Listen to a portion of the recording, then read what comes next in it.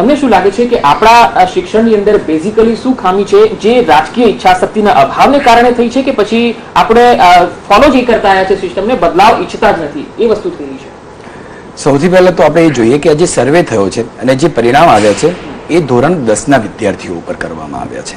એટલે જ્યારે પણ આપણે કોઈ પણ વસ્તુના કન્ક્લુઝન તરફ જઈએ પહેલા એનું બેઝિક ફંડામેન્ટલ સમજી લઈએ કે ધોરણ 10 ના વિદ્યાર્થીઓ 33 જેટલા સ્ટેટ બોર્ડમાં, 2 બીજા બોર્ડ્સમાં એની કમ્પેરિઝન એ લોકોની એનાલિટિકલ એક્ઝામ્સ લેવામાં આવી, એના રિઝલ્ટ ઉપરથી કન્ક્લુઝન કાઢવામાં આવ્યું છે.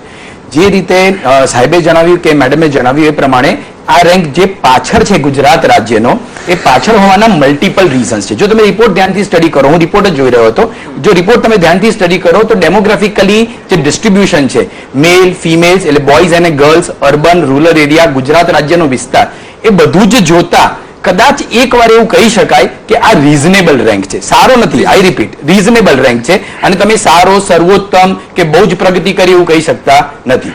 મારો જે મુદ્દો આવે છે કે જે મારી સમજણ છે આ બાબતમાં એ છે કે કોઈ પણ જગ્યાએ શિક્ષણના સ્તરને જાળવવું હોય તો એક જ જણ, એક જ વ્યક્તિ, એક જ કોર ટીમ કરી શકે છે, એ છે teachers.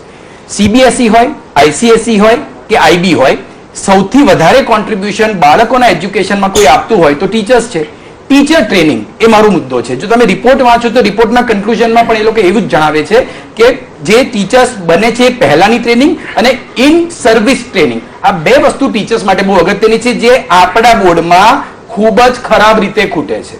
there is no system, there is no machinery કે જે ટીચર્સને આપણા ટ્રેનિંગ આપે, એમને અપડેટ કરે, એમને શીખવાડે કે તમારે કઈ રીતે શીખવાડવું છે. B.Ed ના કોર્સ કરવાથી ભણાવતા આવડી જતું નથી. એકવાર નોકરી મળ્યા પછી પણ જે રીતના ડેવલપમેન્ટ હોય, નવી નવી ગતિવિધિઓ થતી હોય, નવી સિસ્ટમ્સ આવતી હોય, એની સાથે ટીચર્સને અપડેટ કરવા પડે છે. તો જે મેઇન મુદ્દો મિસિંગ છે એ ટીચર ટ્રેનિંગ છે. અહીંયા ગુજરાત રાજ્યમાં ટીચર ટ્રેનિંગ થાય ત્યારે કેવું થાય કે ગુજરાત રાજ્યમાં આખા શહેરના, આખા ગામના, આખા રાજ્યના ટીચર્સ ભેગા થાય, 2 કલાકની મીટિંગ થાય, 4 કલાક ચા નાસ્તો ને જમવાનું થાય અને છૂટા પડી જાય.